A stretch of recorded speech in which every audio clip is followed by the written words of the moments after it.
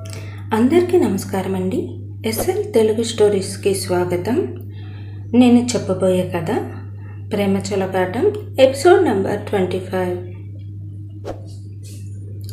మరిన్ని కథల కోసం నా ఛానల్ని సబ్స్క్రైబ్ చేయండి.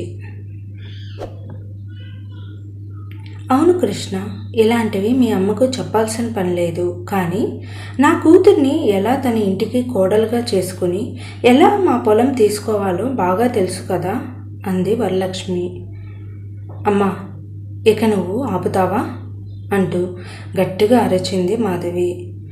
దాంతో వరలక్ష్మి మౌనంగా ఉంది.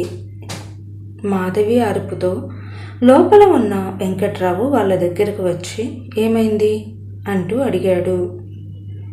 ఎవరూ ఏమీ మాట్లాడకుండా మౌనంగా ఉన్నారు. కృష్ణ కోపంగా అక్కడి నుంచి వెళ్ళిపోయాడు. ఏంటి మాధవి, ఏమైంది? కృష్ణ ఏంటి అలా వెళ్ళిపోతున్నాడు అంటూ ఏం జరిగిందో తెలియక అయోమయంలో అడిగాడు వెంకట్రావు. నాన్న, నేను కూడా వెళ్తాను అంటూ కోపంగా వెళ్ళిపోయింది మాధవి. ఏంటి వరం, ఏమైంది? నువ్వే ఏమైనా అన్నావా ఏంటి? అసలు నువ్వు ఏమన్నావు? ఏదో గాని మనసులను బాధపడేలా అనే ఉంటావు, లేకపోతే మాధవి అంత గట్టిగా అరవదు అని అన్నాడు వెంకట్రావు. నేను ఏమీ అనలేదండి. మనోజ్ ఎంగేజ్మెంట్కు మీ అక్కను తీసుకుని వస్తాను అని మాధవి అంటే ఆమె రాకూడదు అని అన్నాను, అంతే. దానికే అది వాళ్ళ అత్తను అన్నానని అలా అరిచింది. కృష్ణ ఏమో నా మీద కోపంతో వెళ్ళిపోయాడు అని అంది వరలక్ష్మి. ఏ వరం, మక్క ఎందుకు రాకూడదు? ఆమెకు ఉన్న మంచి మనసుకు ఆమె వచ్చి నా కొడుకు కోడలకు ఆశీర్వాదం ఇవ్వడం ఎంత మంచిది. మాధవి అన్నట్లుగానే మనోజ్ ఎంగేజ్మెంట్కు మా అక్క కూడా వస్తుంది. నేనే దగ్గర ఉండి అక్కడ కూడా తీసుకుని వస్తాను అని అన్నాడు. మీకు ఆ మాత్రం తెలియదా? మీ అక్కకి భర్త లేడు అని అంది కొంత కోపంగా. ఆ భర్త ఆమె జీవితంలోకి మధ్యలో వచ్చాడు. అతను రాకముందు నుంచే ఆమె మాతో ఉంది. ఆమె భర్త పోయిన తర్వాత కూడా మాతో ఉంది. ఇంకా చెప్పాలంటే నా కూతుర్ని తనే దగ్గర ఉండి తన కోడలుగా చేసుకుంది. అప్పుడు కూడా ఆమెకు భర్త లేడు కదా. మరి ఇన్నాళ్ళు ఇన్ని పనులు బాగానే ఉన్నాయి, బాగానే జరిగాయి. ఏ నష్టం కష్టం మాకు జరగలేదు కదా. మరి ఇప్పుడు ఎందుకు జరుగుతుంది? ఇలాంటి మాటలను ఇంకా ఎక్కడా చెప్పకు అని తను కూడా మాధవి వాళ్ళ ఇంటికి వెళ్తానని బయలుదేరాడు. తన ఇంట్లో తన కొడుకు పెళ్ళి, కానీ తన మాట కానీ తన పెత్తనం కానీ ఎక్కడా జరగడం లేదు. అన్నింటిలో వెంకమ్మనే గొప్ప చేస్తున్నారు. తనకు తన ఇంట్లో వారి మధ్యలోనే విలువ లేదు అని అనుకుంది వరలక్ష్మి. ఈ వరం ఉన్న చోట ఉండదు. తన నోటికి హద్దు లేకుండా ఉంది. అల్లుడు కూతుర్ని కూడా ఇలా బాధపడేలా మాట్లాడతారా ఎవరైనా? మనోజ్ ఎంగేజ్మెంట్కు ఇక ఏ అడ్డంకులు లేవని అనుకున్నాను. ఇంతలోనే మళ్ళీ ఇలా చేసింది.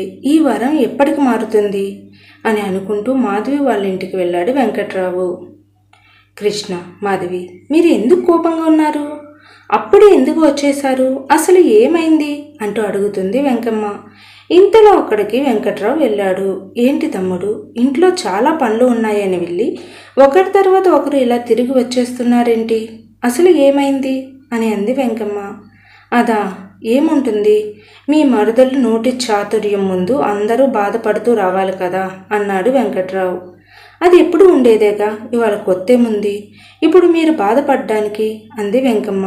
ఎప్పుడూ ఒకే మాట అనదు కదా, అలవాటు పడ్డానికి రోజుకొక విధంగా అంటుంది అని కోపంగా అన్నాడు కృష్ణ.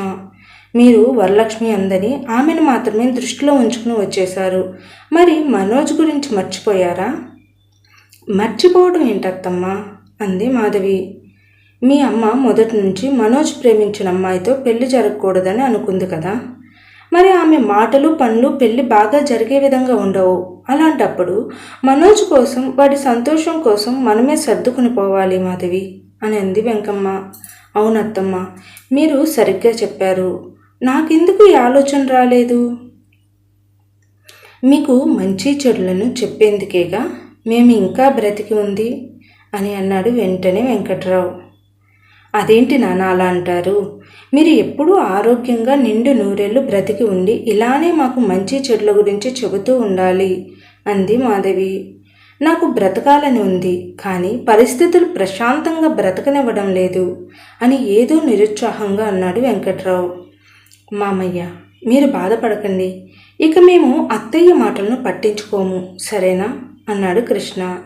చాలా థ్యాంక్స్ కృష్ణ, నన్ను అర్థం చేసుకున్నందుకు అని. మాధవి, మీరు బయలుదేరి ఉదయాన్నే మన ఇంటికి వచ్చేయండి. ఎంగేజ్మెంట్కు తీసుకుని వెళ్ళే బస్సు ఉదయం 6 గంటలకు మన ఇంటి ముందు ఉంటుంది. మీరందరూ ఇంకా మా అక్కను కూడా తీసుకుని వచ్చేయండి అని అన్నాడు వెంకట్రావు. నేను రానులే తమ్ముడు అంది వెంకమ్మ. అదేంటక్క, సొంత మేనల్లుడు ఎంగేజ్మెంట్కి నువ్వు రానంటే ఎలా అని అన్నాడు వెంకట్రావు. సొంతం అని మీరు అనుకుంటే చాలదు మామయ్య, మిగిలిన వాళ్ళు కూడా అనుకోవాలి కదా అని అన్నాడు కృష్ణ. ఎవరు అనుకున్నా అనుకోకున్నా మనం అయితే సొంత వాళ్ళమేగా, మనది రక్త సంబంధమే కదా కృష్ణ అన్నాడు వెంకట్రావు. కృష్ణ ఏమీ మాట్లాడకుండా మౌనంగా ఉండిపోయాడు. అక్క, నువ్వు చెప్పు, వస్తావా రావా అని కొంత బాధగా అన్నాడు వెంకట్రావు. రానులే తమ్ముడు, నేను రాకపోయినా బాధ లేదు, కానీ మనోజ్ మాత్రం బాధపడకూడదు. మీరందరూ వెళ్ళి తన ఎంగేజ్మెంట్ను బాగా చేసి పెళ్లి డేట్ను కూడా పెట్టుకుని రండి. తమ్ముడు, నువ్వు నన్ను అర్థం చేసుకుంటావని అనుకుంటున్నాను అంది వెంకమ్మ. నాన్న, మీరు అత్తయ్యను ఇబ్బంది పెట్టకండి అంది మాధవి. సరే అయితే మీరు ఉదయాన్నే ఇంటికి వచ్చేయండి, ఇక నేను వెళ్తాను అని అక్కడి నుంచి వెళ్ళిపోయాడు వెంకట్రావు. ఇక రమ్య వాళ్ళ ఇంట్లో ఎంగేజ్మెంట్కు అన్ని ఏర్పాట్లు చేసేశారు. రమ్య వాళ్ళ ఫ్రెండ్స్ను ఇంకా వాళ్ళ బంధువులను ఎవరిని పిలవలేదు. కేవలం రమ్య వాళ్ళ తాతయ్య బామ్మ మాత్రమే ఉన్నారు. కానీ వాళ్ళ ఇంటి పక్కల వారిని మాత్రం కొందరిని ఆహ్వానించారు. ఇక తెల్లవారితే వాళ్ళ అమ్మ నాన్న అక్క ఇంకా వాళ్ళ బంధువులు అందరినీ తీసుకుని వస్తారు అని ఎంతో ఆనందంగా ఉన్నాడు మనోజ్. రమ్య కూడా తను ప్రేమించిన మనోజ్ను పెళ్లి చేసుకుంటున్నాననే ఆనందంలో ఉంది. ఇరు కుటుంబాలు చాలా సంతోషంగా ఉన్నారు. కానీ వరలక్ష్మి మాత్రం అంతంత మాత్రమే ఉందనుకోండి. రమ్య వాళ్ళ ఇల్లు మొత్తం విద్యుత్ దీపాలు కాంతులతో రంగురంగుల పూల అలంకరణలతో చూడటానికి ఎంతో అందంగా అలంకరించారు. ఎంగేజ్మెంట్ జరిపేందుకు గాను భారీ పూల అలంకరణలతో అందంగా అద్భుతంగా అలంకరణ చేయించాడు సుందరయ్య. తనకు ఒక్కగాను ఒక మనవరాలు. ఆమె పెళ్ళికి డబ్బుతో లెక్కలేసుకోలేదు. డబ్బుకు మించిన వాళ్ళ మనవరాలి ఆనందంను చూడాలనుకున్నారు సుందరయ్య సుందరమ్మ. ఎప్పుడెప్పుడు సూర్యోదయం అవుతుందా అని ఆశగా ఎదురు చూస్తున్నారు రమ్య మనోజులు.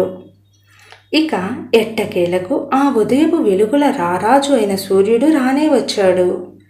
మనోజ్ రమ్యల ఎంగేజ్మెంట్ వేడుక మొదలైంది. మనోజ్ వాళ్ళ అమ్మ నాన్న ఇంకా వాళ్ళ బంధువుల కోసం ఎదురు చూస్తూ ఉన్నారు.